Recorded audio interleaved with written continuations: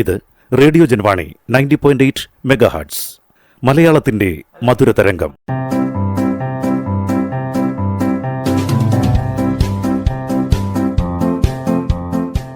ഇപ്പോൾ വാരാന്ത്യ ലോക വൃത്താന്തം കേൾക്കാം. പ്രൊഫസർ ജെ ജേക്കബ് അവതരിപ്പിക്കുന്നു. വാരാന്ത്യ ലോക വൃത്താന്തം.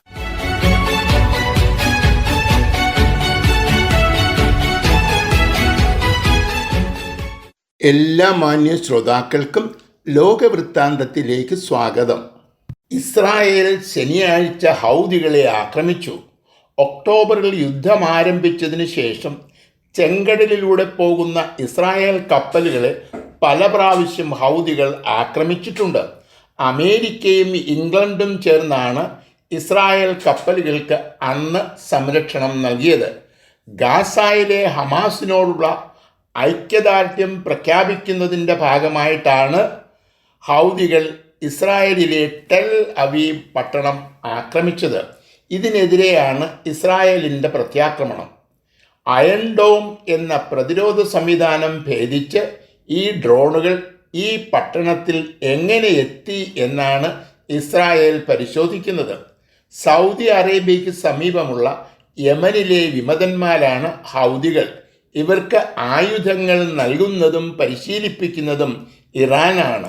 ഇതുപോലെ തന്നെ ലെബനോണിലെ ഹിസ്ബുള്ള എന്ന പ്രസ്ഥാനവും ഇറാൻ്റെ ബിനാമിയാണ്.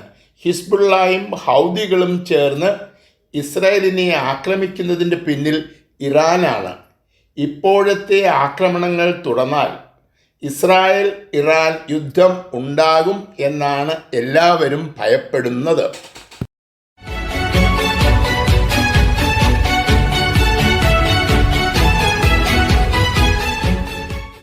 കമ്പ്യൂട്ടർ ശൃംഖലയിലെ ചെറിയ ഒരു തകരാറ് മൂലം ലോകത്തുടനീളം കഴിഞ്ഞ ആഴ്ചയിൽ വ്യോമഗതാഗതം തടസ്സപ്പെട്ടു. നൂറുകണക്കിന് വിമാനങ്ങളുടെ യാത്ര മുടങ്ങുകയോ മാറ്റിവെക്കുകയോ ചെയ്തു. കമ്പ്യൂട്ടർ നമ്മുടെ ദൈനംദിന ജീവിതത്തെ എങ്ങനെ ബാധിക്കുന്നു എന്നതിൻ്റെ ഒരു ചെറിയ ഉദാഹരണമാണ് ഈ സംഭവം. തകരാറ് മൂലമുണ്ടായ ഈ പ്രതിസന്ധിയേക്കാൾ ഗുരുതരമാണ് സൈബർ ലോകത്തെ മോഷണങ്ങൾ കൊണ്ടുണ്ടാകുന്ന പ്രതിസന്ധികൾ. അമേരിക്കയും ബ്രിട്ടനും ചേർന്ന് ലോകത്തിലെ ആണവ ശക്തികൾക്ക് വെള്ളിയാഴ്ച നൽകിയ മുന്നറിയിപ്പ് ഇതിലേക്കാണ് വിരൽ ചൂണ്ടുന്നത്.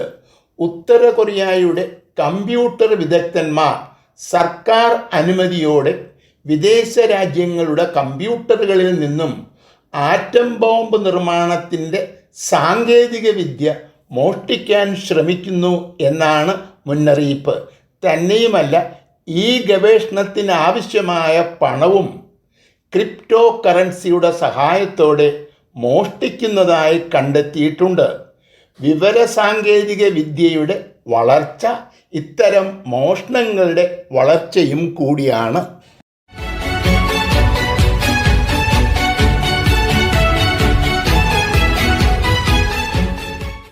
ഉപരിപഠനത്തിനായി കേരളത്തിൽ നിന്നും വിദേശ രാജ്യങ്ങളിലേക്ക് പോകുന്ന വിദ്യാർത്ഥികളുടെ എണ്ണം വർഷം തോറും വർദ്ധിക്കുന്നു. ഈ മേഖലയിൽ 4000 സ്വകാര്യ ഏജൻസികൾ കേരളത്തിൽ മാത്രം പ്രവർത്തിക്കുന്നു. എങ്ങനെയും വിദേശത്ത് പോവുക എന്ന ചിന്തയിലാണ് വിദ്യാർത്ഥികളും രക്ഷകർത്താക്കളും. അതുകൊണ്ട് തന്നെ കുട്ടികളെ വിദേശത്തെത്തിക്കുന്നതിൽ ഒതുങ്ങുന്നതാണ് പല സ്വകാര്യ ഏജൻസികളുടെയും സേവനം. ഇംഗ്ലണ്ട്, കാനഡ, ഓസ്ട്രേലിയ തുടങ്ങിയ രാജ്യങ്ങളെയാണ് കേരളത്തിൽ നിന്നുള്ള മിക്ക കുട്ടികളും തിരഞ്ഞെടുക്കുന്നത്. വിദേശ സർവകലാശാലകളിൽ പ്രവേശനം ഉറപ്പാക്കി ഫീസും അടച്ചതിന് ശേഷമാണ് പലരും കേരളത്തിൽ നിന്ന് വിമാനം കയറുന്നത്. മെറിറ്റിലാണ് ഒട്ടുമിക്ക വിദേശ സർവകലാശാലകളിലും പ്രവേശനം നൽകുന്നത്. എന്നാൽ നമ്മുടെ നാട്ടിലേതുപോലെ തന്നെ ഒട്ടും നിലവാരമില്ലാത്ത നിരവധി വിദ്യാലയങ്ങൾ വിദേശ രാജ്യങ്ങളിലുമുണ്ട്. നിലവാരം കുറഞ്ഞ യൂണിവേഴ്സിറ്റികളിൽ പഠനം പൂർത്തിയാക്കുന്ന തദ്ദേശീയർക്ക് പോലും അവിടെ ജോലി ലഭിക്കാറില്ല. വിമാനം കയറുന്നതിന് മുമ്പ് ഇത്തരം കാര്യങ്ങൾ കൂടി പരിശോധിക്കാൻ ശ്രദ്ധിക്കേണ്ടതാണ്.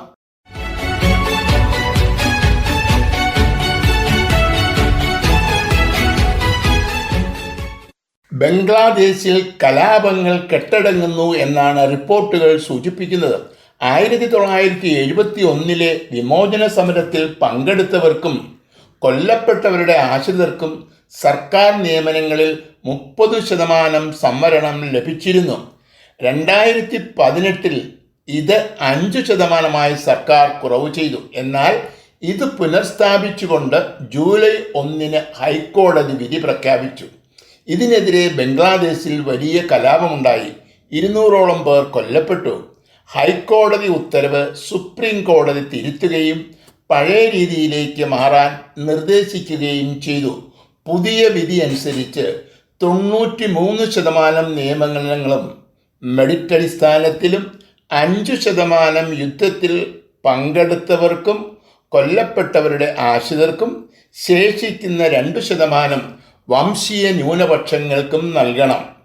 കോടതി വിധികളിലുണ്ടാകുന്ന ചെറിയ പിഴവുകൾ പോലും സമൂഹത്തിൽ ഗുരുതരമായ പ്രത്യാഘാതങ്ങൾ ഉണ്ടാക്കും. തെറ്റായ ഒരു വിധിയുടെ സൃഷ്ടിയാണ് മണിപ്പൂരിലെ കലാപം. സുപ്രീം കോടതി ആ വിധി തിരുത്തിയെങ്കിലും കലാപം ഇതുവരെ അവസാനിച്ചിട്ടില്ല.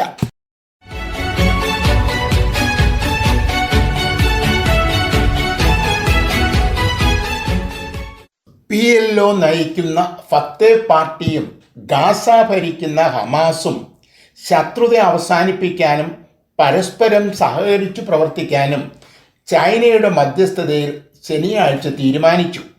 1991 ഓസ്ലോ കരാർ അനുസരിച്ച് പരസ്പരം അംഗീകരിക്കാൻ പാലസ്തീനും ഇസ്രായേലും സമ്മതിച്ചിരുന്നതാണ്.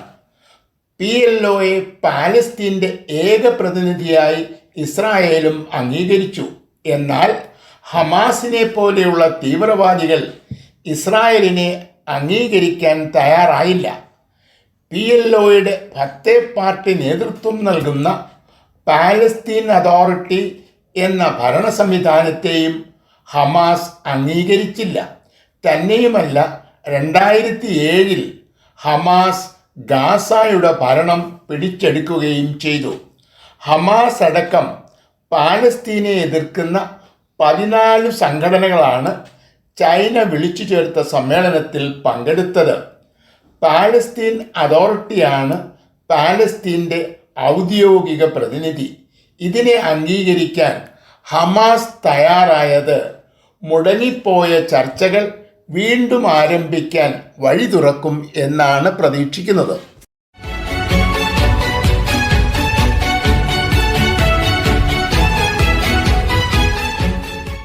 സിറിയൻ സർക്കാരും വിമതന്മാരും തമ്മിലുള്ള ആഭ്യന്തര യുദ്ധം ആരംഭിച്ചത് 2011 ഇപ്പോഴും തുടരുന്ന ഈ കലാപത്തിൽ റഷ്യയുടെ സഹായത്തോടെയാണ് പ്രസിഡന്റ് ആസാദ് ഭരണത്തിൽ തുടരുന്നത്. വിമതന്മാർക്ക് അമേരിക്കയുടെ പിന്തുണയുണ്ട്. സിറിയയുമായി അതിർത്തി പങ്കിടുന്ന രാജ്യമാണ് തുർക്കി. ഇവർ വിമതന്മാർക്ക് സഹായവും സംരക്ഷണവും നൽകുന്നു എന്നാണ് സിറിയ ആരോപിക്കുന്നത്. വിമതന്മാരെ അടിച്ചമർത്തുന്ന ആസാദിനെ തീവ്രവാദി എന്നാണ് ഈ അടുത്ത കാലം വരെ തുർക്കി പ്രസിഡന്റ് വിശേഷിപ്പിച്ചിരുന്നത്. അതുകൊണ്ട് തന്നെ ഇരു രാജ്യങ്ങളും തമ്മിൽ ഒരുവിധ ചർച്ചകളും നടന്നിരുന്നില്ല. എന്നാൽ ചർച്ചകളെക്കുറിച്ച് ആലോചിക്കണം എന്നാണ് തുർക്കി പ്രസിഡന്റ് എർദോഗാൻ കഴിഞ്ഞ ആഴ്ചയിൽ ആവശ്യപ്പെട്ടത്. ഏകദേശം 31 ലക്ഷം സിറിയക്കാരാണ് അഭയാർത്ഥികളായി തുർക്കിയിൽ കഴിയുന്നത്. തുടക്കത്തിൽ ഇവരെ അതിഥികളെപ്പോലെയാണ് തുർക്കി സ്വീകരിച്ചിരുന്നത്. എന്നാൽ കുടിയേറ്റം വർദ്ധിച്ചതോടെ അഭയാർത്ഥികൾ തുർക്കിക്ക് വലിയ ഒരു ബാധ്യതയായി. അതുകൊണ്ടാണ് നിലപാട് മാറ്റാൻ എർദോഗാൻ തീരുമാനിച്ചത്.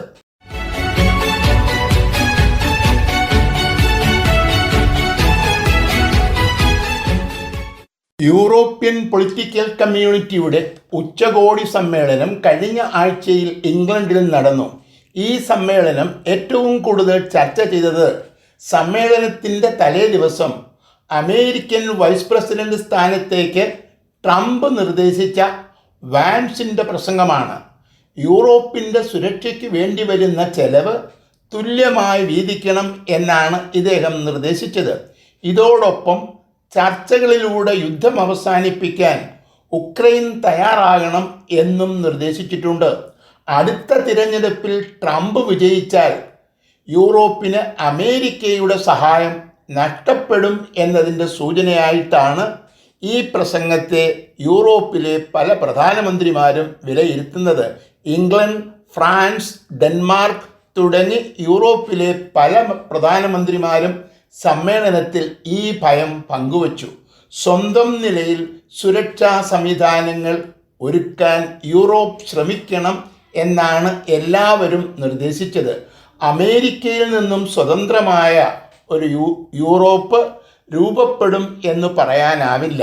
എന്നാൽ പല യൂറോപ്യൻ രാജ്യങ്ങളും ഇങ്ങനെ ചിന്തിക്കുന്നു എന്നത് ഒരു വസ്തുതയാണ്.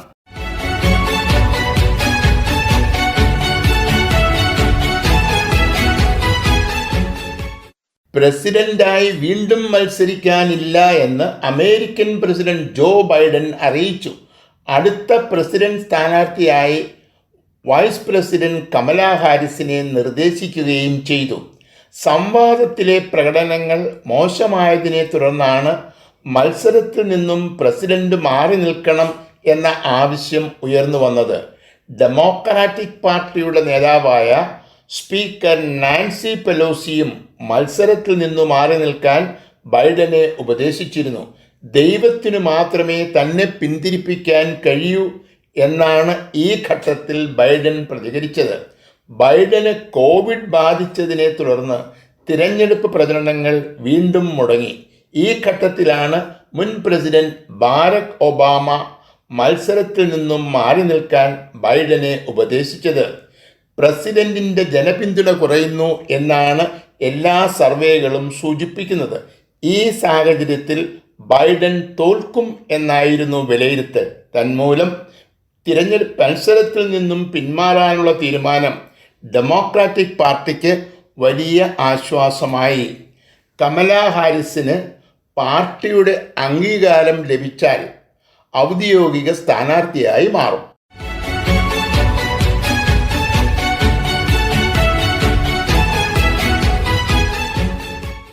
പ്രസിഡന്റിൻ്റെ ഔദ്യോഗിക വസതിക്കു സമീപം മാലിന്യം നിറച്ച ബലൂണുകൾ കണ്ടെത്തിയതായി ദക്ഷിണ കൊറിയ സ്ഥിരീകരിച്ചു. കഴിഞ്ഞ മെയ് മാസം മുതലാണ് ഉത്തര കൊറിയ ഇത്തരത്തിലുള്ള ബലൂണുകൾ ദക്ഷിണ കൊറിയയിലേക്ക് അയക്കാൻ തുടങ്ങിയത്. സിഗരറ്റ് കുറ്റികൾ, ഉപയോഗശൂന്യമായ ബാറ്ററികൾ, ജൈവവളങ്ങൾ തുടങ്ങിയവയാണ് ഇത്തരത്തിൽ ദക്ഷിണ കൊറിയയിൽ എത്തിയത്. ഈ മാലിന്യങ്ങൾ പൊതുനിരത്തുകൾ, റെയിൽവേ പാളങ്ങൾ തുടങ്ങിയ സ്ഥലങ്ങൾ വൃത്തികേടാക്കുന്നതായി ദക്ഷിണ കൊറിയ നേരത്തെ പരാതിപ്പെട്ടിട്ടുണ്ട്. ഉത്തര കൊറിയയുടെ ഭരണാധികാരി കിം ജോങ് ഉന്നിനെ വിമർശിക്കുന്ന ലഘുലേഖകളും ഓഡിയോകളും ദക്ഷിണ കൊറിയ ബലൂൺ ഉപയോഗിച്ച് തങ്ങളുടെ നാട്ടിൽ വിതരണം ചെയ്യുന്നു.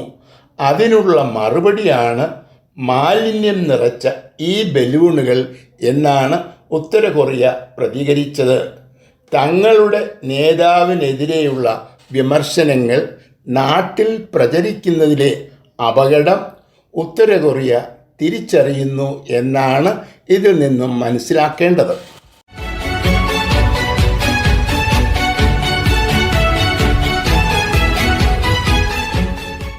അമേരിക്കൻ കോൺഗ്രസിൻ്റെ 2 മണ്ഡലങ്ങളെയും സംയുക്ത സമ്മേളനത്തെ അഭിസംബോധന ചെയ്തുകൊണ്ട് ഇസ്രായേൽ പ്രധാനമന്ത്രി ബുധനാഴ്ച 1 മണിക്കൂറോളം സംസാരിച്ചു. കഴിഞ്ഞ ഒക്ടോബറിൽ ഹമാസ് ആക്രമണം തുടങ്ങിയതിന് ശേഷം 4ാം തവണയാണ് നെതന്യാഹു കോൺഗ്രസിനെ അഭിസംബോധന ചെയ്യുന്നത്. ഇസ്രായേലിനെ സഹായിക്കുന്നതിൻ്റെ പേരിൽ പാലസ്തീനെ അനുകൂലിക്കുന്നവർ അമേരിക്കയിലെത്തിയ നെതന്യാഹുവിനെതിരെ പ്രകടനം നടത്തി. ബന്ദികളുടെ മോചനം വൈകുന്നതിൻ്റെ പേരിൽ യഹൂദ സംഘടനകളും പ്രകടനം നടത്തി. പ്രസംഗത്തിനിടയിൽ കരഘോഷം മാത്രമല്ല, കൂവലുമുണ്ടായിരുന്നു. ഡെമോക്രാറ്റിക് പാർട്ടിയിലെ 83 അംഗങ്ങൾ ഈ പ്രസംഗം ബഹിഷ്കരിച്ചു. തത്സമയം പ്രക്ഷേപണം ചെയ്ത ഈ പ്രസംഗം തീർന്നപ്പോൾ ഇസ്രായേലിൽ വലിയ പ്രതിഷേധ പ്രകടനമുണ്ടായി. യുദ്ധം അവസാനിപ്പിക്കുമെന്നോ ബന്ദികളെ മോചിപ്പിക്കുമെന്നോ പ്രസംഗത്തിൽ ഒരിടത്തും പറയാതിരുന്നതിൽ പ്രതിഷേധിച്ചായിരുന്നു ഈ പ്രകടനം. ഹമാസ് കീഴടങ്ങാതെ യുദ്ധം അവസാനിപ്പിക്കില്ല എന്ന് പറഞ്ഞുവെങ്കിലും ബന്ദികളെക്കുറിച്ച് ഒരക്ഷരം പോലും ബെഞ്ചമിൻ നെതന്യാഹു പ്രസംഗത്തിൽ പറഞ്ഞില്ല. വാരാന്ത്യ ലോക വൃത്താന്തം.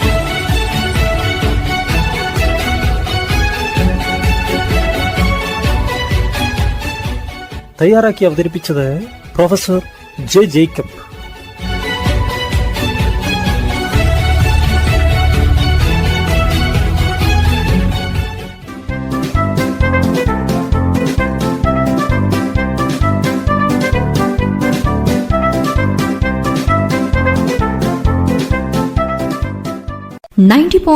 FM. ഇത് മലയാളത്തിന്റെ മധുര തരംഗം. ജൻവാണി, ശ്രോതാക്കളുടെ പ്രിയവാണി.